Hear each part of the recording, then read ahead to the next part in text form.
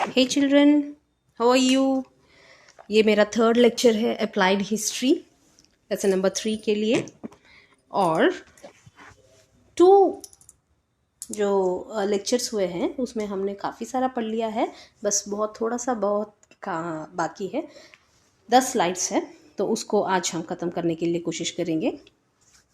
ये 2 लेक्चर्स में हमने ये देखा है कि जो हेरिटेज साइट्स है, right, that is your tangible heritage and intangible heritage and also natural heritage, ये सभी जो है वर्ल्ड हेरिटेज, जिनको वर्ल्ड हेरिटेज करके माना गया है, वर्ल्ड हेरिटेज साइट्स करके माना गया है, उन सबका रिस्पॉन्सिबिलिटी उसको कंजर्व करने के लिए और बचाने के लिए प्रिजर्व एंड कंजर्व का जो रिस्पॉन्सिबिलिटी है वो यूनेस्को ने लिया है।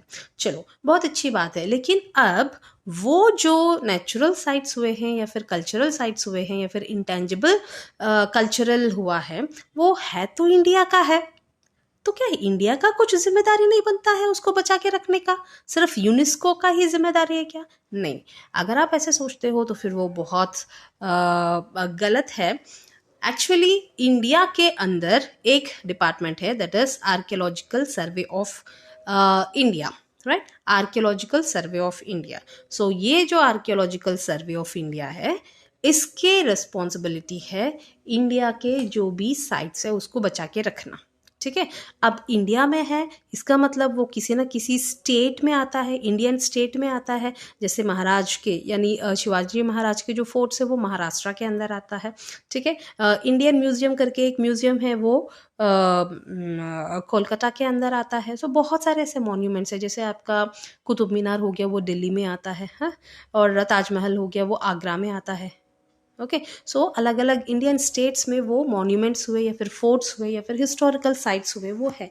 सो इंडियन स्टेट्स की भी जिम्मेदारी बनती है उसका कंजर्व एंड प्रिजर्व करना। और उसके साथ साथ ही एक और डिपार्टमेंट है, दैट इज इंटैच करके। सो इंटैच करके जो डिपार्टमेंट है, that you are calling it as Indian National Trust for Art and Cultural heritage.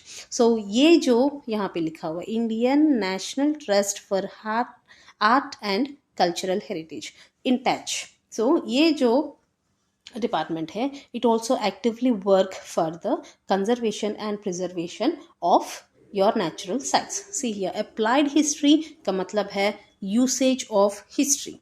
आपका हिस्ट्री अगर मैनेज करते हो, बचा के रखते हो, कंजर्व करके रखते हो, तो उसको आप किसी के अंदर इस्तेमाल कर सकते हो, किसी फील्ड के अंदर आप इस्तेमाल कर सकते हो। So what is the main aspect of applied history? That is cultural and natural heritage management. ये जो आपका कल्चर हेरिटेज है या फिर नेचुरल हेरिटेज है, उसको आप बचा के कैसे रखते हो, उसको आप कैसे मैनेज करते हो, तो इसके ऊपर पूरा आपका अप्लाइड हिस्ट्री रहता है। Right, now see your next slides. अब आप उस पर्टिकुलर आपके हिस्ट्री को, आपके कल्चरल हिस्ट्री हुआ या फिर आपके नेचुरल हिस्ट्री हुआ, उसको बचा के रखना है, तो फिर उसके लिए किसकी ज़रूरत है बेटा? उसके लिए एक्सपर्ट्स की ज़रूरत होती है, क्योंकि उन लोगों को मालूम होता है कि जो कल्चरल हेरिटेज साइट्स, जो कुछ भी साइट्स हुए हैं, उसके पीछे का कल्चर क्या है, उसके पीछे उन दिनों जब वो बनाया गया था उसका सोशल स्ट्रक्चर कैसा था, उसका पॉलिटिकल हिस्ट्रीज क्या है, किनको मालूम होता है? एक्सपर्ट्स को मालूम होता है। ठीक है, सो एक्सपर्ट्स की बहुत ज़रूरी होती है आप जब आप अप्लाइड हिस्ट्री आप पढ़ते हो। ठीक है, देन उसके बाद कुछ प्रिंसिपल्स ऑफ अप्लाइड हिस्ट्री क्या है देखते हैं। अप्लाइड हिस्ट्री, उसका मेन एस्पेक्ट क्या है? Conservation and preservation and also the development of your natural और your cultural heritage sites. Okay, ये आपको बहुत अच्छे से याद रखना है। अप्लाइड हिस्ट्री के अंतर्गत जो है कंजर्वेशन और प्रिजर्वेशन और development of the historical sites is very must and that is a basic of applied history. Why? Because आपको हिस्ट्री को बरकरार रखना है किसी अदर फील्ड में उसको यूज़ करने के लिए। अगर वो हिस्ट्री अगर लुप्त हो गई है तो फिर आप किसी भी फील्ड में उसको यूज़ नहीं कर सकते हो। इसलिए हिस्ट्री को क्या करना है? आपको कंजर्व करना है, प्रिजर्व करना है और डेवलपमेंट करना है। चलिए, बहुत अच्छी बात है। जब आप बोलते हो मैं कंजर्व कर रहा हूँ, मैं प्रिजर्व कर रहा हूँ, तो क्या उसका ओरिजिनल स्टेट अगर आप उसको चेंज कर दोगे तो फिर उसका कुछ भी मान्यता नहीं है। ठीक है, एक बहुत पुराना वहाँ पे क्या है, सपोज टेम्पल है, और आपने उसको कंजर्व कर रहा हूँ, प्रिजर्व कर रहा हूँ करके उसको आपने क्या बना दिया, चर्च बना दिया, तो काय का कंजर्व हो गया, काय का प्रिजर्व हो गया है। प्रिजर्व का मतलब क्या बताया था मैंने, preserve means in its own original state, उसके ओरिजिनल स्टेट में आपको बचा के रखना है। यानी ये अगर मंदिर है, मंदिर को आप कुछ उसका अच्छा यानी डेवलपमेंट कर रहे हो, तो फिर उसको लास्ट जो स्ट्रक्चर बनेगा आपके डेवलपमेंट के बाद, उसको मंदिर ही रखना है, मंदिर का ही स्ट्रक्चर होना है, ना ही किसी और का स्ट्रक्चर, राइट। सो उसका जो ओरिजिनल स्टेट है उसको बचा के रखना है, उसमें कुछ भी चेंज नहीं लाना है। अब दूसरा क्या है, आपको सर्वे करना है। You are reading about the basic principles of applied history. Applied history का बेसिक प्रिंसिपल, जब आप कुछ चीज़ को कंजर्व कर रहे हो, प्रिजर्व कर रहे हो, तो फिर क्या कैसे कैसे आप उसको कंजर्व करते हो, मतलब कैसे क्या ज़रूरी चीज़ें आपको मद्देनज़र रखते हुए आपको किसी हेरिटेज साइट को कंजर्व करना है या फिर प्रिजर्व करना है। फर्स्ट पॉइंट आपने क्या बनाया है, क्या क्या देखा है कि कुछ भी चेंज नहीं होना है उसके ओरिजिनल स्टेट में, राइट। उसके ओरिजिनल स्ट्रक्चर में कुछ भी स्टेट नहीं बनना, कुछ भी चेंज नहीं होना है। मंदिर को अगर आप चेंज कर रहे हो, मंदिर को अगर आप डेवलप कर रहे हो, तो डेवलपमेंट होने के बाद वो मंदिर ही दिखना है, कुछ और स्ट्रक्चर नहीं आना है। अगर आप रेड फोर्ट को बोल रहे हो कि डेवलप कर रहे हैं हम, तो रेड फोर्ट को ब्लू फोर्ट नहीं बनाना है, रेड फोर्ट को रेड फोर्ट ही लगाना है। यानी उसको अगर पेंट कर रहे हो या फिर लिपाई पुताई कुछ भी कर रहे हो, तो फिर उसको रेड कलर से ही बनना है। जो लास्ट स्ट्रक्चर जो बनना है वो रेड कलर का ही होना है, ना कि कुछ और पेंट कर रहे करके उसको green colour, blue colour, black colour नहीं करना है। अब दूसरा देखो, सर्वे। अब सर्वे किसका करना है, सर्वे आप लोगों को करना है psychology of the people, right. अब ये पीपल कहाँ से आ गए भाई, हम मंदिर को चेंज कर रहे हैं या फिर रेड फोर्ट को चेंज कर रहे हैं या फिर आपके क्या बोलते हैं उसको, योर ताजमहल को कुछ कंजर्व कर रहे हो, प्रिजर्व कर रहे हो, तो फिर ये लोकल पीपल कहाँ से आ गए। देखो, लोकल पीपल जो है बहुत सेंटिमेंटल होते हैं और बहुत उनके थिंकिंग जो है वो मंदिर के इर्द गिर्द या फिर वो जो स्ट्रक्चर है उसके इर्द गिर्द ही घूमते हैं। अगर गवर्नमेंट आता है, गवर्नमेंट के ऑफिशियल्स आते हैं, बोलते हैं कि हम मंदिर जो है, ये जो ईस्ट फेसिंग वाला जो मंदिर है उसको हम साउथ फेसिंग बना देंगे, या फिर ये जो मूर्ति है जो इस तरफ दिख रहा है उसको हम उस तरफ घुमा देंगे, तो फिर वो बिल्कुल नहीं करके बोलेंगे। सबसे पहली बात, बिल्कुल हमारे ये मूर्ति जो भी हुआ है या फिर ये हमारा जो हेरिटेज साइट हुआ है उसको बिल्कुल छूना नहीं है, आप पहले यहाँ से चले जाओ, ऐसे बोलेंगे। इसलिए सबसे पहले वो लोकल पीपल को स्टडी करना बहुत ज़रूरी है। लोकल स्ट्रक्चर, सोसाइटल स्ट्रक्चर कैसा है वो सोचना, वो स्टडी करना बहुत ज़रूरी है। और ये लोग जो है कैसे कैसे चैलेंजेस फेस करते हैं वो भी पढ़ना बहुत ज़रूरी है, ताकि उनके जो प्रॉब्लम्स है उसको हम हल कर सकते हैं, राइट। और उनके जो एक्सपेक्टेशंस है वो क्या है वो भी हमें देखना है। और सबसे पहले जो मैंने बताया था, अवॉइड हर्टिंग सेंटिमेंट्स, उनके सेंटिमेंट्स को बिल्कुल भी ठोस नहीं पहुंचना है। हम उनके सोसाइटी में जाकर, उनके लोकेलिटी में जाकर कुछ उनका जो कुछ चीज़ है, उनका जो सेंटिमेंट्स उसके साथ जुड़े हुए हैं उसको हम चेंज करना चाहते हैं, तो सबसे पहले उनसे परमिशन लेना या फिर उनके साथ चलना, उनके थिंकिंग के साथ चलना बहुत ज़रूरी है। ओके। और साथ ही साथ अगर आप जो कुछ भी डेवलपमेंट कर रहे हो, जो कुछ भी डेवलपमेंट कर रहे हो उसके साथ अगर आपने वो लोकल पीपल को भी अगर इन्वॉल्व किया है, तो फिर उनको बहुत खुशी होती है। उनको ऐसा लगता है कि ये जो मूर्ति है या फिर ये जो स्ट्रक्चर है बनाने के लिए हमारे परदादा लोगों ने मेहनत किया है, और अभी इसके डेवलपमेंट के लिए अभी जो कुछ भी चेंजेस हो रहे हैं उसके लिए हम लोग जो है इसका सहायता कर रहे हैं। तो फिर वो participation of the local people is very must in that particular project. Okay. और इसके साथ साथ क्या होता है, आप उन लोगों को एम्प्लॉयमेंट दे रहे हो, है ना, आप उन लोगों को एम्प्लॉयमेंट दे रहे हो। तो ये भी बहुत मद्देनज़र रखना है जब भी आप प्रोजेक्ट को यानी एक हिस्टोरिकल साइट को उसको कंजर्व करना चाहते हैं या फिर प्रिजर्व करना चाहते हैं। चलो, now see this one, do you know, ये हम कहाँ पर हैं, अभी पेज नंबर 19, वहाँ पे जो ऑरेंज कलर का जो बॉक्स है उसमें है। Okay.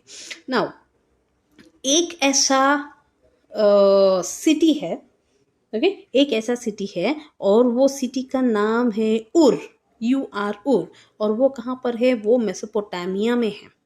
Mesopotamia is present Iran, okay, present Iran, Iran देश आपने सुना ही होगा। सो प्रेजेंट ईरान जो है उसको पुराने ज़माने में उसको मेसोपोटामिया करके बुलाते हैं। सो मेसोपोटामिया करके एक सिटी है, उसका नाम है UR। अब उसमें क्या पाया गया है, उसमें जब उन लोगों ने ऐसे खोदे हैं उस इलाके को, तो उन लोगों ने द अर्लीस्ट म्यूजियम उन लोगों ने पाया गया है। तो सबसे पुराने वाला जो म्यूजियम है वो कहाँ पर है, उर में है, मेसोपोटामिया उर में है, and this is the earliest museum. और उसको एक्सकवेट किया गया है, एक्सकवेट मतलब उसको धरती के अंदर वो छिप गया है। सो धरती को उन लोगों ने खोदा है, फिर उसके बाद they have found out this earliest museum. And ये जो प्रोजेक्ट है, मतलब वो धरती को खोदना और वो अर्लीस्ट म्यूजियम को बाहर निकालना, उसमें उसके अंदर जो कुछ भी चीज़ें हैं वो सबको बाहर निकालने का काम किसने किया है, it was conducted by sir Leonard woolly. यहाँ पे जो पर्सन आप देख रहे हो, he is a person sir Leonard woolly, और ये आदमी है जिसने ये एक्सकवेशंस यानी खोद के निकालना, उर द अर्लीस्ट म्यूजियम को खोद के निकालने वाला जो आदमी है ये है। अब उसके बाद ये पता चला गया है कि जो एक प्रिंसेस थी, प्रिंसेस यानी राजकुमारी, राइट। सो ये जो प्रिंसेस है मेसोपोटामिया की, जो प्रिंसेस उस वक्त की प्रिंसेस, राइट, उनका नाम क्या है, एनिगाल्डी, ठीक है, एनिगाल्डी करके जो प्रिंसेस है, उन्होंने ये म्यूजियम जो है बनवाया था। ओके, फिर उसके बाद वो लुप्त हो गया है, उसके अंदर वो धरती का परत जम गया है। फिर उसके बाद जो ये आदमी है, that is mister Woolley, Leonard Woolley, so इन्होंने उसको बाहर निकाला है। और उसके बाद ये जो आप देख रहे हो ना, ये क्ले टैबलेट्स है। क्ले टैबलेट्स मतलब, क्ले मतलब आपको मालूम है मिट्टी के जो टैबलेट्स हैं। सो उसके ऊपर कुछ ना कुछ ऐसे इंस्क्राइब किया हुआ है। इंस्क्राइब मतलब उसके ऊपर ऐसे लिखे हैं इन लोगों ने। सो ये पूरा इंस्क्राइब किया हुआ क्ले टैबलेट्स है, और ये जो है कहाँ पे स्थित है, उर द अर्लीस्ट म्यूजियम, वहाँ पे ये स्थित है। अब देखो, अभी आपने किसके बारे में पढ़ा है, अभी आपने वर्ल्ड्स अर्लीस्ट म्यूजियम के बारे में पढ़ा है। तो फिर क्या इंडिया में कुछ भी नहीं है? नो, इंडिया में भी है। इंडिया में क्या है, इंडिया में इंडियन म्यूजियम है। ओके, इंडिया में क्या है, इंडियन म्यूजियम है। और ये जो इंडियन म्यूजियम है वो कहाँ पर है, कोलकाता में है। ठीक है, इंडिया में इंडियन म्यूजियम है और वो कहाँ पर है, कोलकाता में है। और फर्स्ट जो है इसको किसने बनाया है, एशियाटिक सोसाइटी ने बनाया है। देखो यहाँ पे 1814 में ही बनाया है। नाउ ये जो आप देख रहे हो ना यहाँ पे, तो एशियाटिक सोसाइटी, सो ये है जो कोलकाता में म्यूजियम बनाया है, right. Asiatic society Mumbai, Asiatic society Mumbai, and this is the one Indian museum in Kolkata. Now उसके अंतर्गत 3 अलग अलग डिपार्टमेंट्स है। दैट इज आर्ट्स के लिए कुछ अलग डिपार्टमेंट है, आर्कियोलॉजी के लिए कुछ अलग डिपार्टमेंट है, एंथ्रोपोलॉजी के लिए अलग डिपार्टमेंट है। डिपार्टमेंट मतलब क्या है, आर्ट्स वाले जो कुछ भी पुराने चीज़ें हैं वो अलग बिल्डिंग में उन लोगों ने कंजर्व करके रखा है। आर्कियोलॉजी मतलब एक डिपार्टमेंट जो एक्सकवेट करता है, धरती को खोद खोद के पुराने ज़माने की जो चीज़ें जो धरती में मिल गए हैं उसको निकालते हैं। So that is your archaeology. So वो वाले डिपार्टमेंट से जो कुछ भी चीज़ें ऊपर आई है, नज़र आए हैं, वो पूरा एक बिल्डिंग में रखा है। और एंथ्रोपोलॉजी मतलब क्या है, the study of human related जो कुछ भी पुरानी चीज़ें उनको जो कुछ भी मिले। अब ह्यूमन रिलेटेड मतलब क्या है, ह्यूमन रिलेटेड मतलब वो कोई पुराना वाला आदि मानव वहाँ पे स्थित नहीं है, ठीक है। ह्यूमंस ने जो कुछ भी यूज़ किया है, जैसे उनके गहने जो हो गए हैं या फिर पॉट्स जो हो गए, जो जिन चीज़ों से उन लोगों ने खेला है, वो सभी जो चीज़ें हैं उन लोगों ने वहाँ पे कंजर्व किया है या फिर प्रिजर्व किया है। कहाँ पे, ये इंडियन म्यूजियम। और ये इंडियन म्यूजियम कहाँ पर है, कोलकाता में है ये इंडियन म्यूजियम आपका। Okay, right. अब यहाँ पे देखो Indian museum, this is the oldest museum, right, oldest museum and largest museum, 9th oldest museum in the world, ये 9th oldest museum in the world and oldest museum in India and also the largest museum in India. India के अंतर्गत ये सबसे पुराना वाला है और ये सबसे लार्जेस्ट वाला है। कौन सा? Indian museum. और ये इंडियन म्यूजियम कहाँ पर है?